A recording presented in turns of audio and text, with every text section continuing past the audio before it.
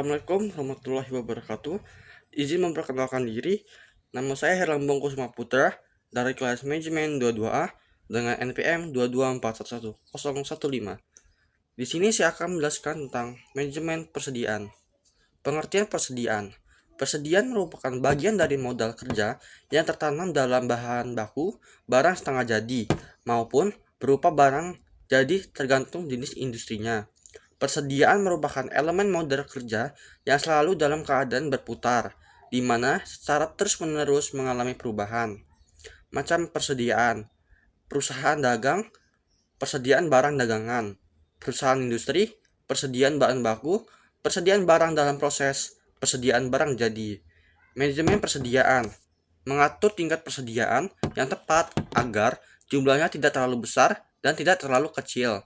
Kesalahan dalam menetapkan besaran investasi persediaan akan menekan keuntungan perusahaan. Tinggi rendahnya tingkat perputaran akan berpengaruh langsung terhadap besar kecilnya dana yang ditanamkan dalam persediaan dan bagi perolehan laba. Semakin tinggi tingkat perputarannya, semakin pendek tingkat dana yang tertanam dalam persediaan, semakin kecil dana yang ditanam dalam perusahaan. Manajemen persediaan. Jika persediaan terlalu tinggi, maka biaya penyimpanan tinggi, biaya bunga tinggi. Jika investasi dibiayai modal asing, biaya bunga.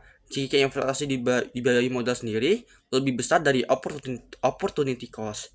Biaya pemeliharaan di gudang tinggi.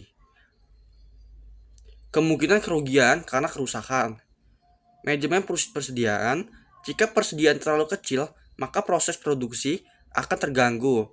Akibatnya, perusahaan tidak dapat bekerja dengan full capacity, artinya kapital aset dan direct labor tidak bekerja dengan sepenuhnya. Penjualan turun, akibatnya perusahaan tidak dapat memenuhi kebutuhan konsumen, turunnya market share, dan turunnya laba. Faktor yang mempengaruhi investasi dalam persediaan. Yang pertama ada tingkat penjualan. Makin tinggi omset penjualan, makin besar investasi pada persediaan. Sifat teknis dan sifat produksi. Produksi pesanan lebih besar dari persediaan beragam dan banyak. Produksi massal lebih besar dari persediaan bisa diatur. Lamanya proses produksi. Proses lama lebih tinggi dari BDP tinggi. Daya tahan bahan baku dan produk akhir. Barang tahan lama lebih besar dari persediaan relatif tinggi. Barang tahan tidak lama lebih besar dari persediaan relatif rendah. Barang musiman lebih besar dari persediaan tinggi pada musimnya. Tingkat perputaran persediaan.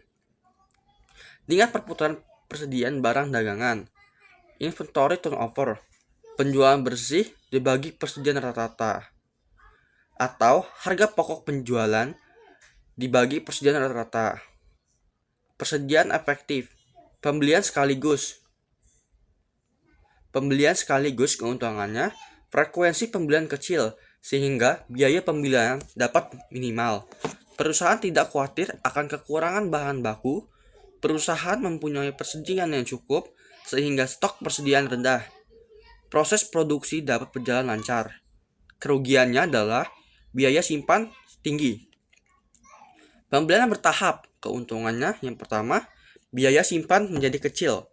Kerugiannya adalah biaya pesan menjadi tinggi karena frekuensi pembelian berulang-ulang. Economic Order Quantity (EOQ). Metode yang digunakan untuk menentukan jumlah pembelian bahan baku yang ekonomis atau EOQ adalah jumlah kualitas barang yang dapat diperoleh dengan biaya minimal atau jumlah pembelian yang optimal. Dasar penentuan perimbangan antara biaya pesanan dan biaya penyimpanan. Saat biaya pemesanan sama dengan biaya penyimpanan, procurement cost sama dengan carrying cost, yang termasuk ordering cost. Biaya selama proses persiapan diperlukan untuk pesanan. B. Penentuan besar kuantitas yang akan dipesan. 2. Biaya pengiriman pesan. Yang ketiga, biaya penerimaan barang. Yang keempat, biaya selama proses pembayaran. Yang termasuk carrying cost, storage adalah biaya sewa gudang, biaya pemeliharaan.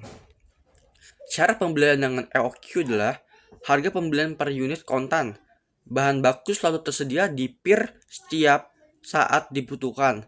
Kebutuhan bahan baku tersebut relatif stabil sepanjang tahun.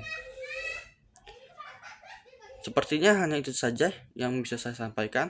Mohon maaf bila ada salah kata. Terima kasih.